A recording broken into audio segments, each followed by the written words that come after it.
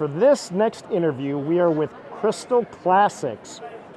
And we've got Deanna Bruce right here. How you doing, Deanna? I'm wonderful. How are you, Brian? I am doing great, thank you. It's wonderful to see you and that you could make it to the Munich show. Well, it's great to be back in Munich after, I think last time we were here was 2019. Wow, is it really that long? Yeah, Wow, yeah. I can't believe it. So it's a wonderful show. We have a wonderful setup. We're really excited to be showing specimens and have gone all out. Well, I can tell just by the case behind you that you really have gone all out here. So we start with a bit of a bang and color and really flashy pinks, reds, purples. Want to make a statement with that case. Tribute to Debbie, who everybody knows and loves. And she is a big fan of color. So as you can see, it is this real intense color array of, as I mentioned earlier, pink, purples, some subtle, some really vibrant. Yeah. And we would like to show some specimens more in detail. And the first one that springs to mind is definitely this cobalt tone Smithsonite. So we have that cobalt tone Smithsonite from a classic locality, Sumet mine. I think known for a locality with the most variety of species found, and these wet, lustrous crystals of that Smithsonite, really pinky, salmon pink on matrix, very three-dimensional, the way that specimen is organized, nice cabinet size, superbly arranged. Like I said, Sumet is one of those key localities if you're looking for a variety of species, very famous for, and everybody knows it. And if you wish to know more information about this locality, there is this wonderful website, sumet.com, Right. where everything is accumulated. It is really a wonderful site to gain all the information you want to read up about this specific locality that has produced such a number of specimens, which we will show hopefully through a series of those little get-togethers we have with Brian. But pink Smithsonite, or also called cobalt tone Smithsonite, is really one of those must-haves from the locality. Killer piece, classic locality. So staying on that upper shelf, I would say we're going straight into something that's super cute, but nonetheless impressive. And we're staying within Africa, so we're going to Congo. We have a little itty-bitty doubly terminated quartz with a cobalt tone calcite. Cobalt tone, obviously the name for this really intense, flashy pink. So we are talking here about a really miniature specimen, really cute for somebody that would like to see the locality, Mashamba, West Kolwezi Mining District in the Democratic Republic of Congo. And that's a really good price that you have on that. Yeah, That's quite good. $750 are really a good price if you want to add something choice and you are in that miniature collecting field. This is really adding to species, wonderful contrast to your cabinets. I love the way that that center crystal is just sticking out. Beautiful color, beautiful composition, very affordable price. Fantastic piece. Yes. So when we talk about classics, classic localities, classic colors and classic pinks, I think we need to also show definitely a few of the rhodochrosites that the Anschwanning mines in South Africa have produced, because that alone, that species, one locality has produced such a number of different shapes and color variations within one species that you can't miss. So you can base your collection just on rhodochrosites from the Anschwanning mines, one or two, and really go for it. And we would start with one that I think is really wonderful. So you have this specimen, cabinet size, and you have a wheat chief habit. So these little bow ties of crystals are called wheat chief crystals, and you have this almost like strawberry ice cream base, and then it's translucent gemmy rhodochrosites on top. So really, that is one of those most sought after habits of a crystal of rhodochrosite from the Anschwanning 1 mine. from the Kalahari manganese fields, South Africa. Something like this would set you back $17,500, but it is a classic specimen, hard to come by, and there are no new finds, so everything you get is in an old collection. That's so right. you wouldn't be able to just go to any mineral show and pick one up. That's the thing, they're not coming out anymore, so what's on the market is going to be it. But look at that sparkle and that luster, it's just incredible. So sticking with the same locality, same species, we are going straight to one of my favorites in the case, which is this wonderful little, they call them dog teeth, those really gemmy, lustrous, tabled crystal of rhodochrosite. So, and they're so delicate that I would actually just leave it on its stand, because Brian is able to do wonderful jobs with the camera of zooming in on that specimen. But it's just so lustrous, so intense, very gemmy, but totally different to the first specimen you've seen, to that locality. So again, in Schwanning mine from South Africa, crazy the variety you get. Beautiful, beautiful. And then you go to something, same locality in Schwanning 2 mines, and you have a botryoidal specimen, a spray of crystals, miniature again, showing the back as well. Yeah. And really totally different with those botryoidal formations on the top of the crystals. But you see nicely the sprays that are coming up. That is great. So same locality, same species, very different look. You could do a collection just of the variety of rhodochrosites. Absolutely, and then you're sticking just with one location. Right. That I find is the most impressive. So let us show one more specimen from the same location.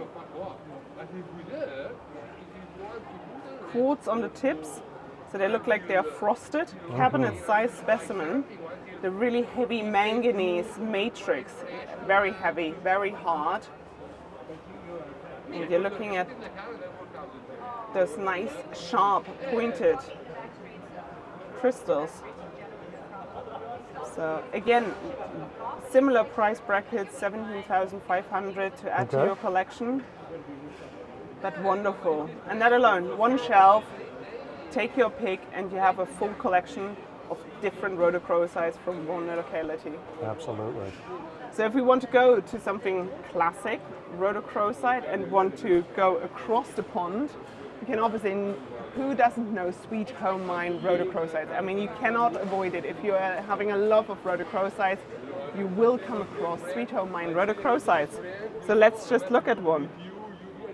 Let's look at one with a wonderful combination of fluorites and sphalerite. And there you have those rhombs of crystals, the strawberry, raspberry, pink color, classic Sweet Home Mine, Colorado locality specimen for $15,000. Very different look to what we've just seen, but everybody knows Sweet Home Mine. Absolutely. It's one of the classic localities in the world. And if you ever get a chance to go and visit the mines, it will definitely take you out of breath, not only because the altitude will definitely take your breath away, but wonderful scenery, wonderful mining area, really worth a trip to see it and go up there and explore it. So at one of the next shows in Denver, make sure you take out some time and go up there. It is really wonderful to visit and put it into perspective, sort of where things are coming from, how they are mined, what people actually need to go through to achieve something like this. Absolutely. And Brian Lees and the Collector's Edge guys are really good at taking people up there and allowing them to take a look at what it's like. Yes.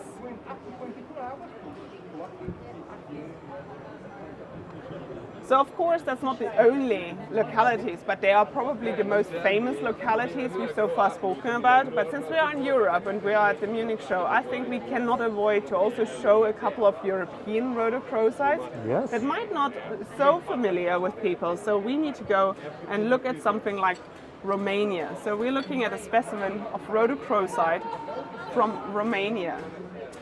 So here you have a Cathnic specimen, Maramureş County, Romania.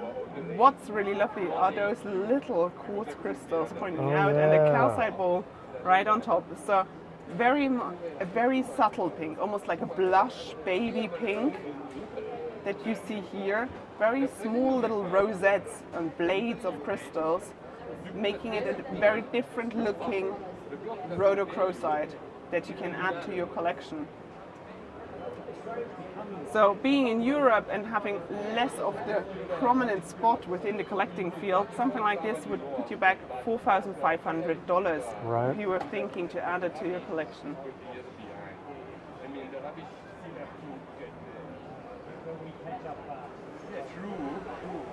So I think we talked a lot about rhodochrosites. Let's have a look at some of the other species we have in this case.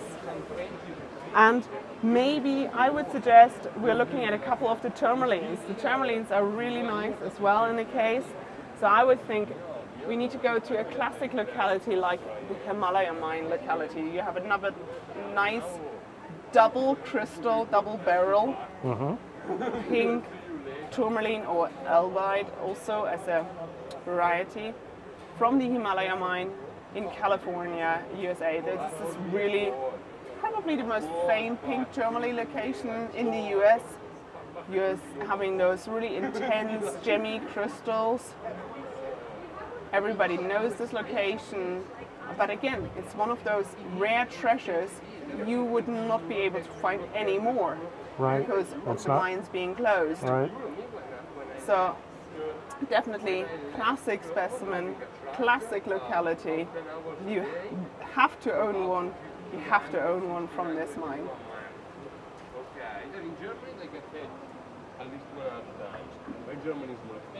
Let's have a look at something else. Another tourmaline staying within the same family, and you're looking at an Albide Tourmaline from Brazil. Very, very different color. God, look at that. It's like a hot red at the tip. It is almost like a really sort of red, a lot of red in this pink. But you can see just how the color varies throughout this crystal. So nice terminations. They're really like carmine red, I would almost say. God, such a color. Lots of fire in this crystal. So here you're looking at a Coronel Murta, Brazil location. Beautiful, absolutely beautiful. So again, lots to do with color. You can do really go all out with color. And looking at one of the classic specimens that I think also are nice, we're going back to Africa, just where we started, but different species. We need to look at something like a cobalt tone calcite.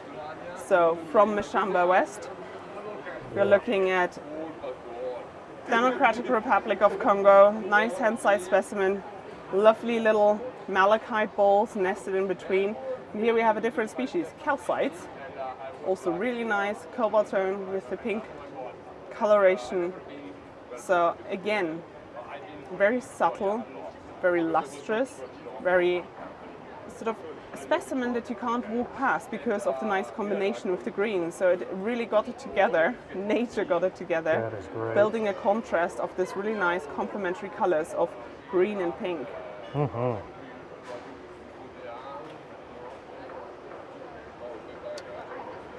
So I'm sure the ladies who watch the show will love the pink color theme, but I think we also need to look at something else, so something that might be a little bit different. So since we had a combination of pink and green, why don't we stick with greens and move to a case? Okay. There's lots of green in it, yellows, oranges, so we can really go to town. And here we are at secondary leads, so we're looking at pyromorphites, mimetites, pseudomorphs of pyromorphite or galena after pyromorphite, so very classic localities worldwide again. So we are having Australian specimens, European specimens from France, Germany, but also going over to Asia. So it will be fun to pick a few. Sure. And I think for a change, I think Brian should pick the specimens that he thinks stand out to him. Well, I mean, the one that immediately catches everyone's eye should be this one. And right he here. picked straight away the best specimen, in my opinion, of the case, which is an Allura mimetite, Australia. So the Endeavour or Allura mine mimetites are just, once you've seen that color, you will never forget that color. Yep. When it comes to mimetites, they are so special. They have this vivid, almost acidic green, yellow. That's a good description. Acidic green. That's perfect. It's just incredible. And once you've seen one, you will never miss and misinterpret this color, because no other locality that produced mimetites really produced this color. Right. Yep. So really outstanding, very old specimen, very few good specimens known from this locality, and especially from this size. So that is a very sizable specimen, although it's just, I would say, bordering on cabinet, but I would call it maybe a small cabinet specimen still. But incredible location, Australia, New South Wales. So these are, I think there's 4 really good specimens known within the mineral community, and this is certainly one of them. So here, just if you wanted to write down the locality, put it on your bucket list. Endeavour mine or Allura mine, where it's better known for, definitely a specimen Great that piece. you need to have if you are a secondary lead collector. Absolutely. Fantastic.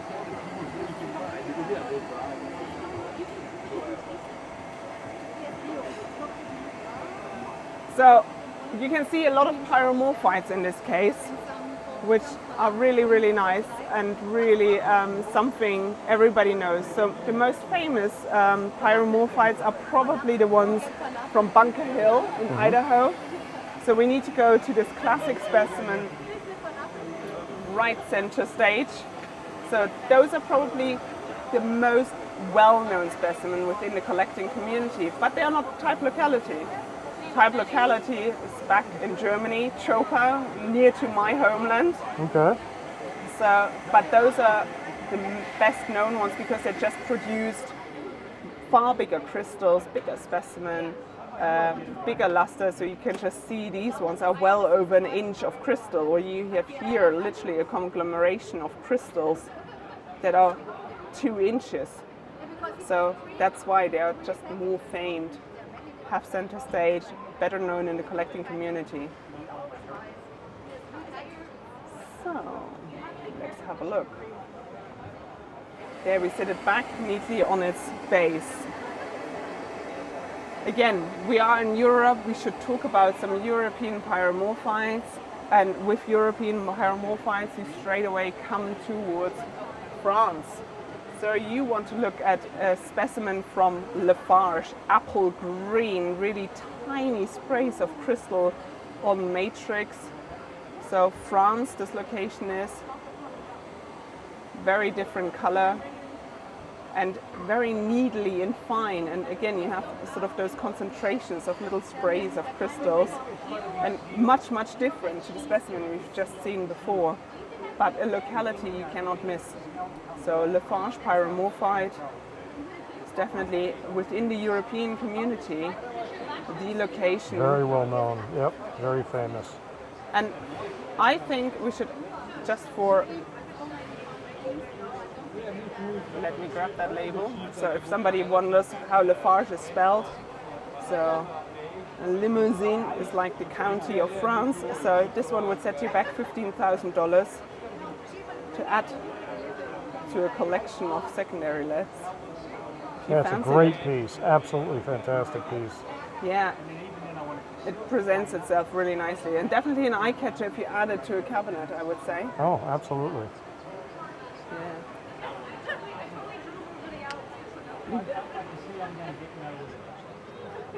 What about this one back here? Right there. Let's take a look at that. Yeah. So here we have a specimen from further east, Daoping mine in China. So that is also, again, much lighter green. I would almost say it's tending towards a Granny Smith apple green that you have here. Nicely perched on matrix. So this is what you call the matrix of a specimen. The crystals are really nicely grown out. very long elongated crystals, sort of those barrel-shaped crystals that you have growing out. Again, same species, pyromorphite, which we have plentiful in this cabinet. And I love how the crystals just come out and they stand out so much. It gives it a lot of three-dimensionality in that Absolutely specimen. it does. So contrary to the one that we had before, where you have smaller crystals, very bright luster, here you have really that three-dimensionally created just by the growth of the crystal. Great piece. So pyromorphite, again, is found all over the world. So you have many locations all over the world where you can assemble a pyromorphite collection alone. And now we have seen quite a few that are green, but ones that are really also famed for in Germany are really those ones from Friedrichshagen in Rhineland. And they are more brownish. So you have not only green pyromorphites, you could also add a bit of a different color, complement your display, by adding one from Germany. And there you have probably more famous specimens come from Friedrichshagen, from Rhineland in Germany, rather than the Saxony specimens. But you do have various localities within Germany that produced pyromorphites as well.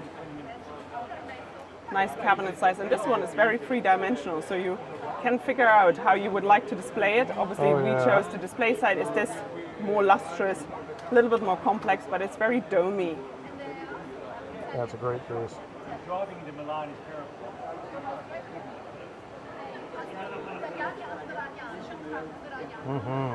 For those of you that love pyromorphites and love also a little bit adding a little spin to the whole thing, you could go and get a famous pseudomorph. So you have galena after pyromorphite. So those have pseudomorphed. So you pseudomorph nicely to be seen here. So you have the pyromorphite, and then it pseudomorphs into galena. Those galena pseudomorphs from Kautenbach are really, really interesting. So Kautenbach again is a location in Rhineland. So you go to Germany again, very famous.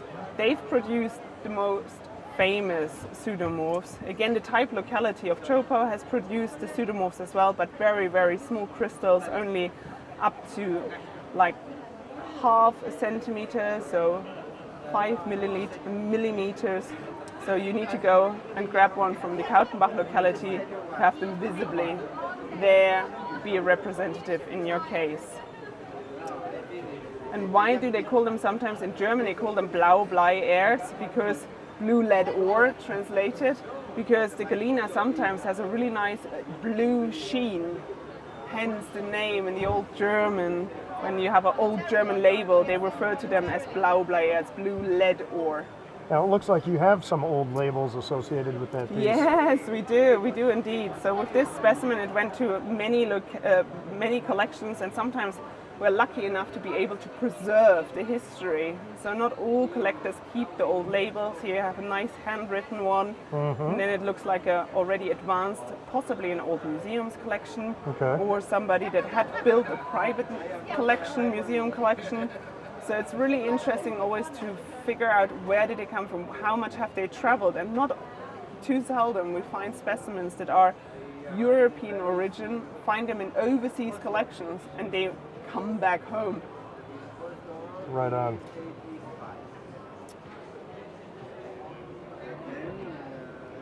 So we've been wide and far in this case. I think one thing that really also is quite striking my interest, when you go to the pyromorphites, you also have mimetites, and a very good location for mimetite is always Thailand. A mimetite from Thailand, a location inaccessible. Thailand, wow. So, and they produce those honey yellow limoncello crystals, very gemmy when you look at them. So the tips of those crystals are all really, really gemmy. So it's a really, at the moment you would not be able to get a specimen from this locality, obviously because of political conflicts, but it is really a very dangerous place to be and to access. So therefore, what is on the market or is in old collections and potentially comes to market is the only chance to grab one of those specimens. Very rare to find them. So here I just show for those that are interested. I'm not trying to pronounce that locality, so you really need to have a look at the label because it will only look funny and I make myself sound like a fool. Right, right. So please read the label to get the locality, but very rare piece to come by.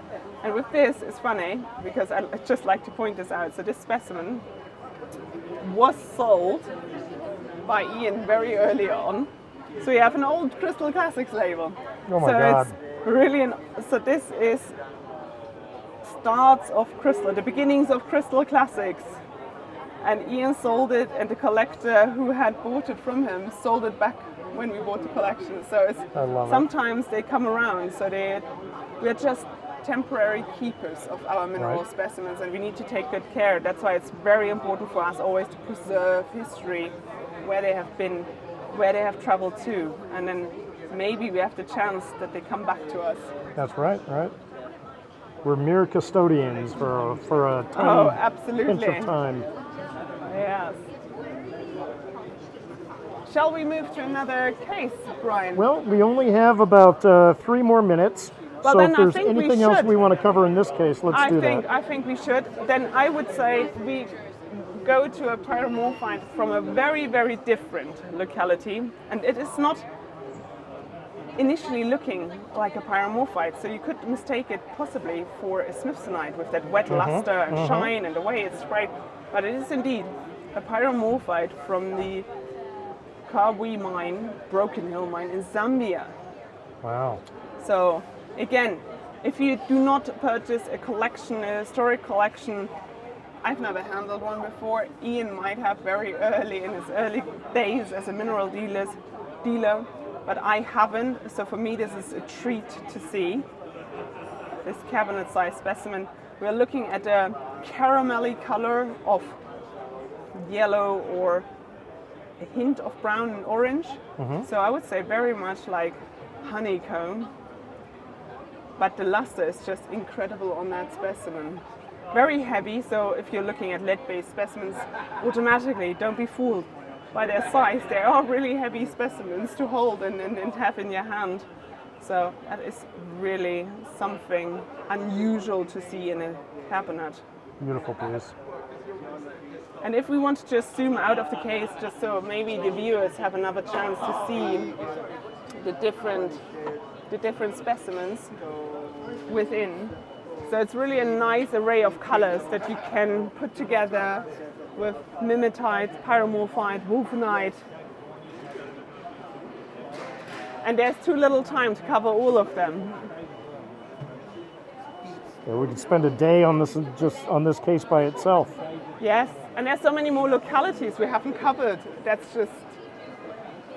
All right. Well, Deanna, thank you so much. We're going to wrap it up on this interview, but I know we have many more with you planned for later in the show. Looking forward to it. Thank you very much. All right. Thank you.